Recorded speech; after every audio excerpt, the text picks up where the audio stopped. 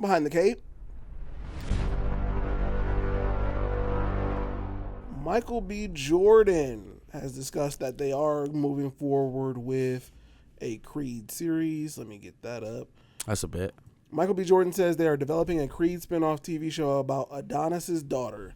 You'll be seeing different parts of the Creed verse, I like to call it. Apparently he likes to call it the Creed verse. Nah, I'm with it. I'm with it. Definitely after reading the comic book, there's a lot of backstory to add to all of this. Now, who all is involved? Is this just Michael B? Is it his creative vision? Is he behind the camera? Is he deciding where we go narratively? Or is a certain somebody sniffing their nose in this project? I would like to bet that somebody else is probably going to be involved with this project. No. I don't. Not somebody else. A certain somebody. Oh, Coogler? Yes.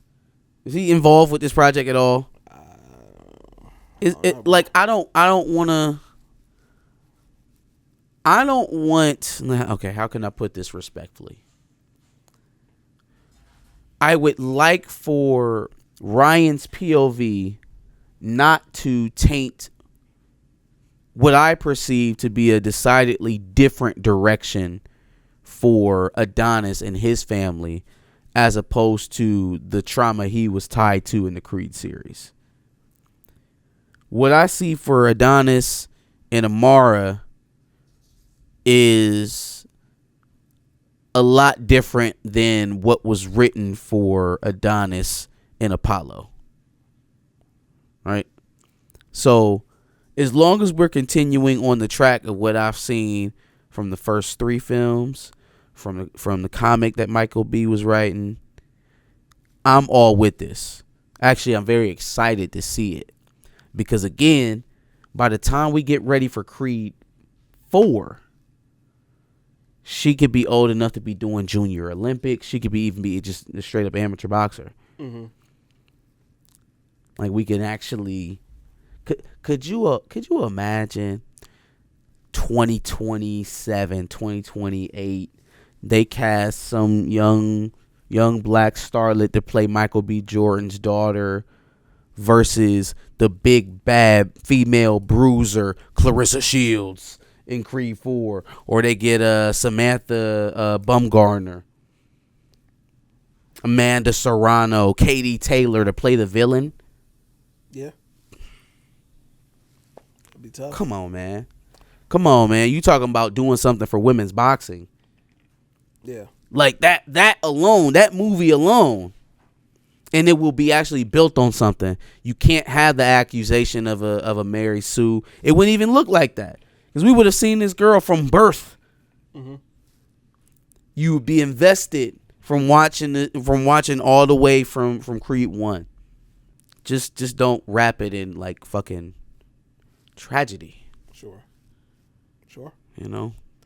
It does seem like, according to this Variety interview where this came from, that he does seem invested in wanting to get more characters and more IPs out of this thing that aren't directly involving him specifically, and more fleshing out the universe around it. Cool. Saying things like, I think there are clever ways and interesting characters that we've established that we might want to see where that goes. Wasn't there one about the gym?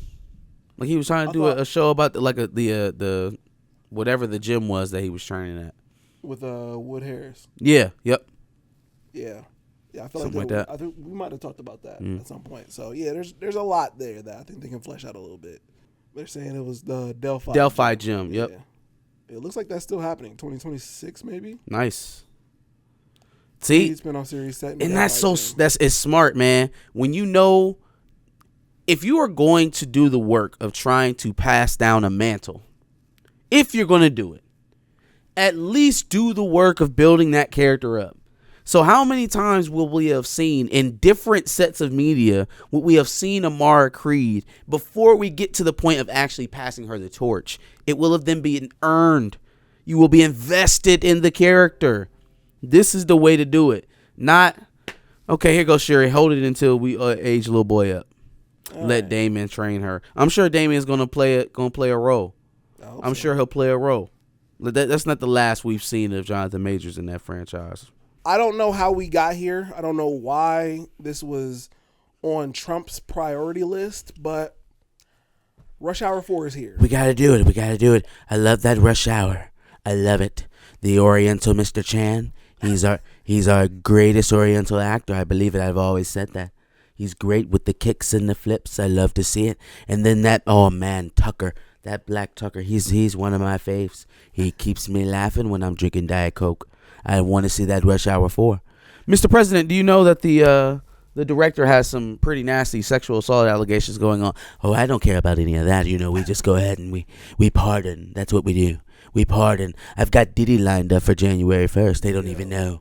It's going to be a surprise. I'm going to say it's going to be a great American surprise. We release the diddler. The diddler. Yeah, I think Trump really enjoys the back and forth black and Asian jokes.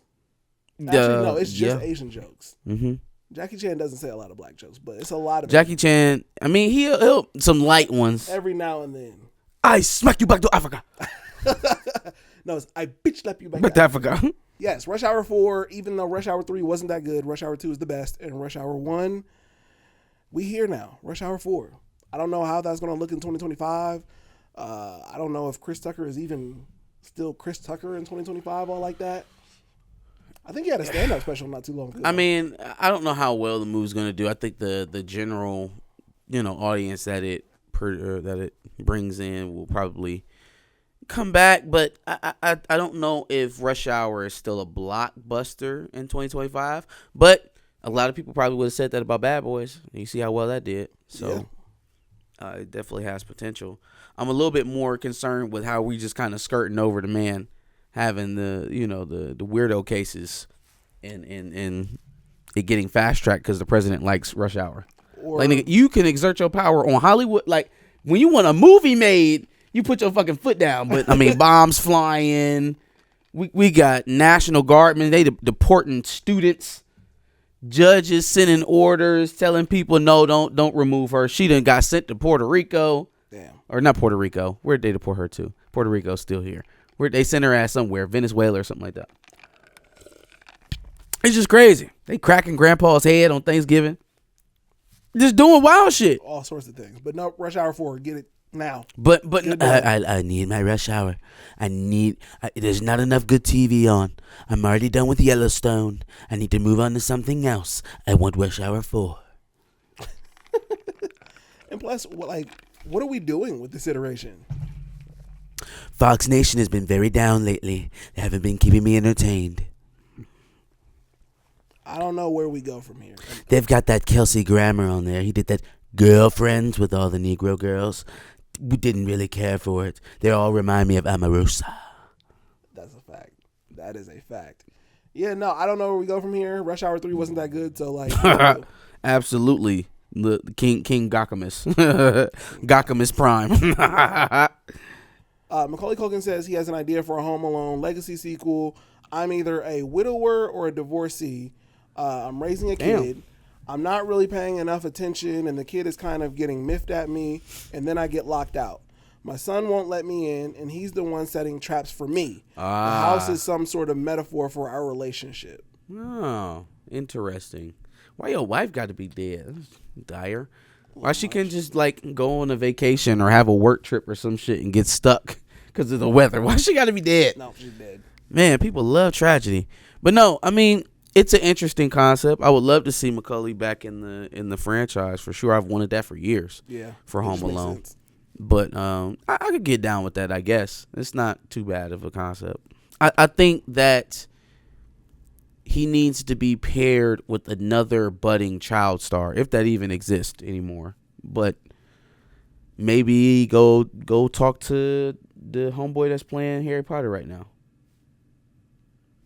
See if he's interested in playing Macaulay Culkin's son in a direct sequel to the first two Home Alone movies. Yeah, I think you kick the tires on that.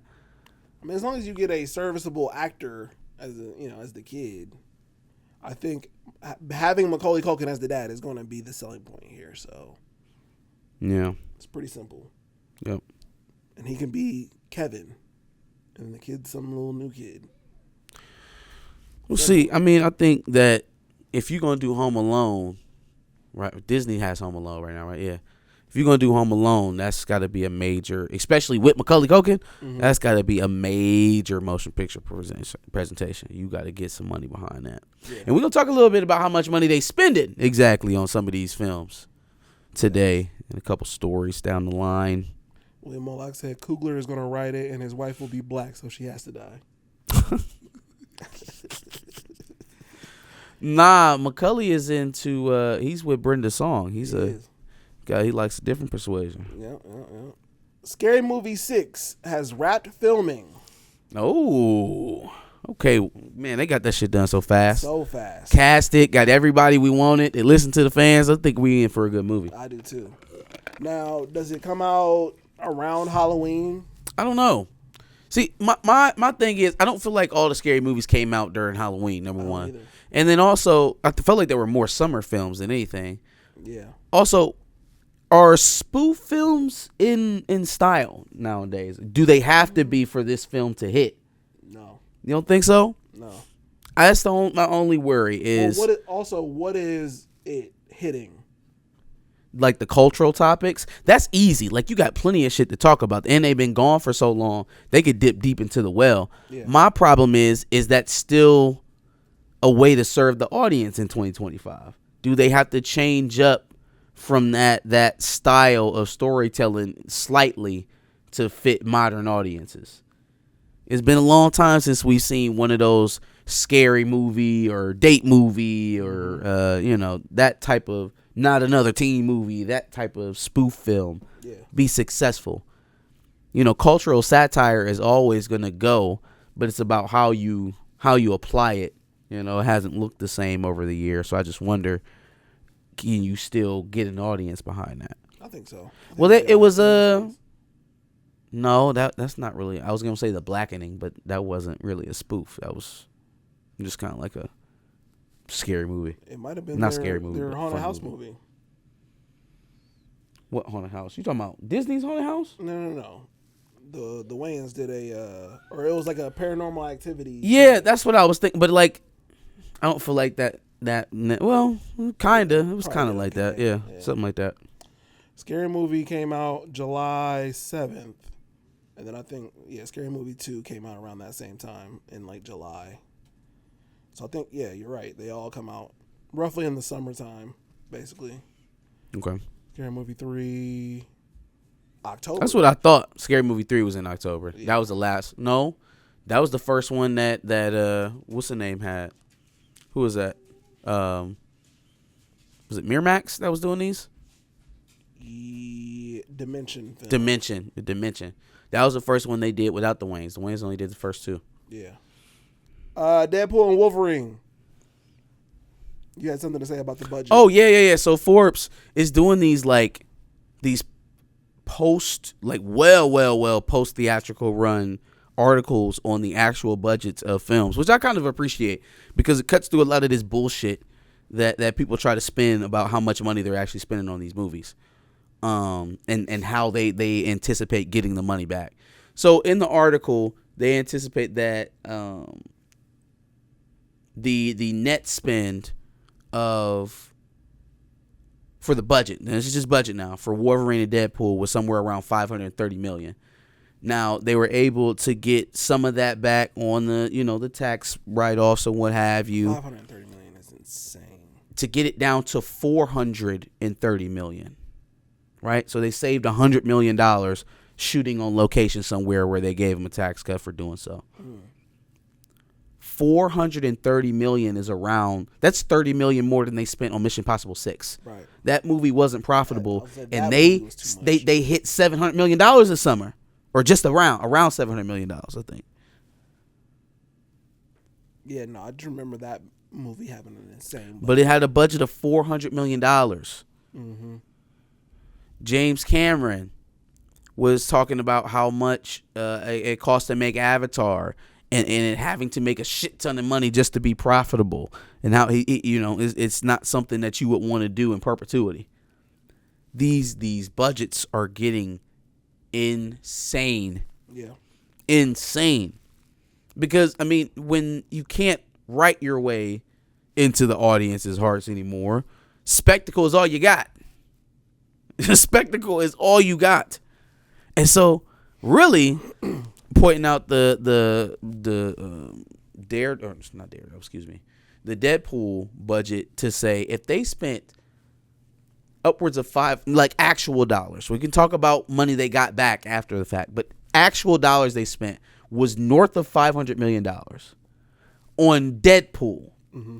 Deadpool featured Hugh Jackman and obviously Ryan Reynolds and they had Gambit and Elektra, Blade, right? They had a lot of folks. Chris Evans was in it. Mm-hmm. Had a lot of pieces in there, right? There's going to be 3 times that amount in Doomsday. Yep. What do you think they're spending? Just off of that alone. We don't have to talk about anything else that we're actually going to see on screen that might be expensive. Just the sheer amount of people in the fucking movie. Right. If they spent $500 million on Deadpool, they spending at least $600-700 million. $750. $600-700 million.